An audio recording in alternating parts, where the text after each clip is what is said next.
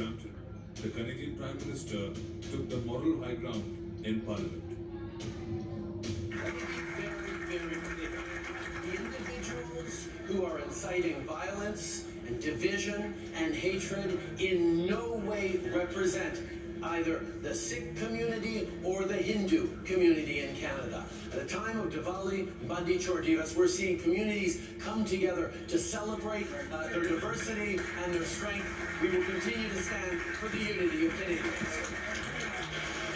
The leader of the opposition hit back with full force, exposing what he called was. Now you know his real agenda. He wants to distract from all the economic misery he's called at home. And so he uses divisions here at home. These divisions are the result of him. Under his leadership, we've seen a 251% increase in hate crimes, firebombings of synagogues, bullets shot at Jewish children's schools, 100 churches burned and vandalized, and now we see sectarian riots on the streets of Brampton. This never happened before this Prime Minister. Does he take ownership for the divisions he's caused and the violence that has resulted? Days that there are Khalistanis in Canada.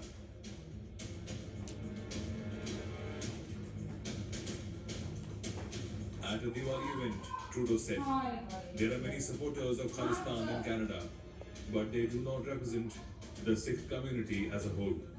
Similarly, there are supporters of Prime Minister Narendra Modi's government in Canada, but they do not represent all Hindu Canadians.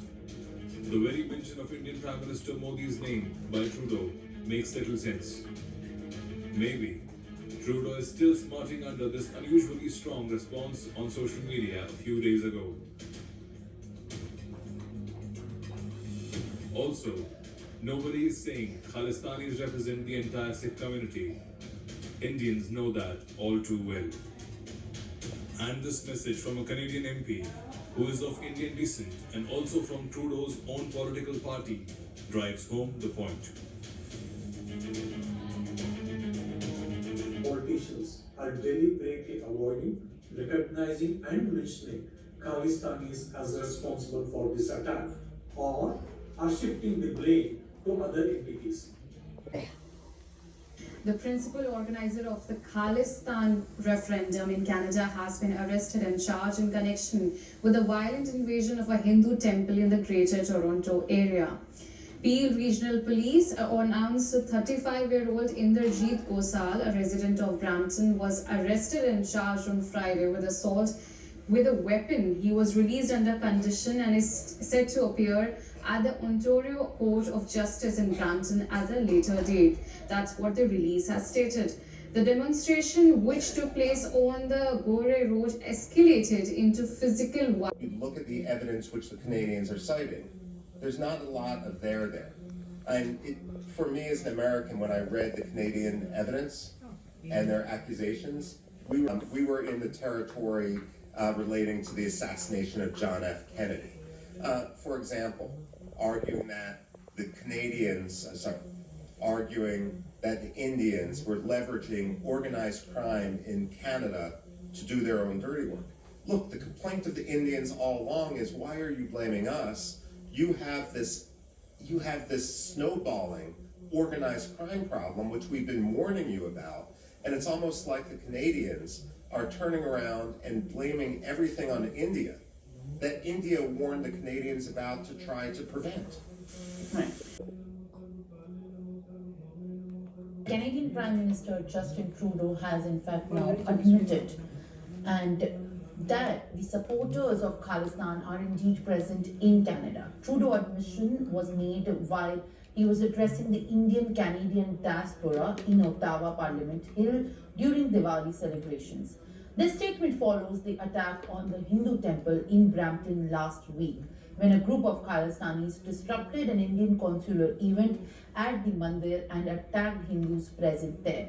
Now, Justin Trudeau's acknowledgement about the Khalistanis in the Canada vindicates India's stand that his government is sheltering the Khalistani terrorists. Remember, India-Canada ties have soared considerably after the Canadian Prime Minister Justin Trudeau has accused India of violating Canada's sovereignty and killing Khalistani terrorist Hardeep Nijjar. India rejected these charges and termed them as absurd and motivated.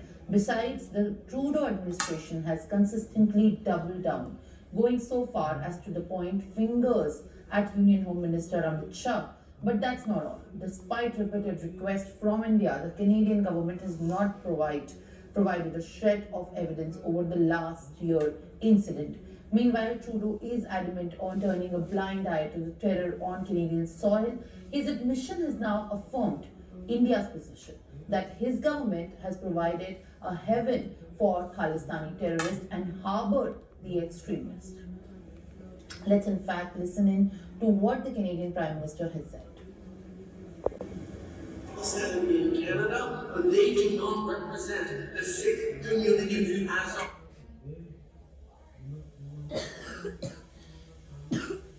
There are many supporters of Khalistan in Canada, but they do not represent the Sikh community as a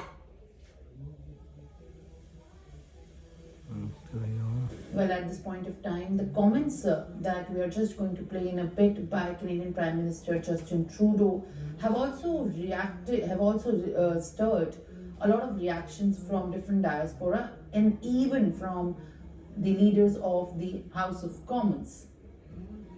Forced to admit,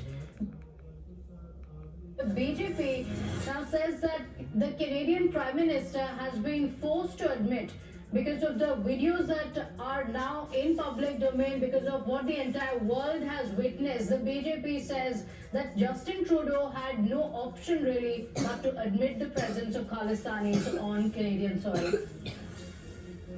Justin Trudeau has been forced to acknowledge that yes, Khalistanis are in Canada and they are misusing the Canadian soil for their anti-India agenda, for their agenda to divide India, to break India, to fuel separatism, to fuel terrorism into India. This is most objectionable and action should be taken on such Khalistani elements. India has been saying this and calling out the Canadian government on this from day one. Today it stands vindicated. Even though Justin Trudeau out of vote bank compulsions makes bizarre analogies, that as be it as it may, the point is that they must take action on these elements. Those who are behind the attack on Hindus in the temple in Canada should also be acted upon. But on the one hand, when even Canada is forced to acknowledge that there are Khalistanis who are operating like this from their soil, some in the opposition in India continue to raise questions on the Indian government, on India, rather than call out the soft corner of the Canadian government for the Khalistanis. This shows the double standards of opposition in India too. They will speak up for Muslims in Gaza, but for Hindus in Bangladesh and Hindus in Canada, who are under attack from these Khalistani elements, they were completely silent because they put vote bank unity and party unity above Rashtra unity. Justin? So, Rishabh, the BJP is saying that the Canadian Prime Minister really was left with no choice and he had to admit to the presence of Khalistanis on Canadian soil. But the bigger question being, a mere admission is not enough. What about action against those who are unleashing violence? We're not just talking about their political ideology, but they're unleashing violence on Canadian soil and yet no action is taken.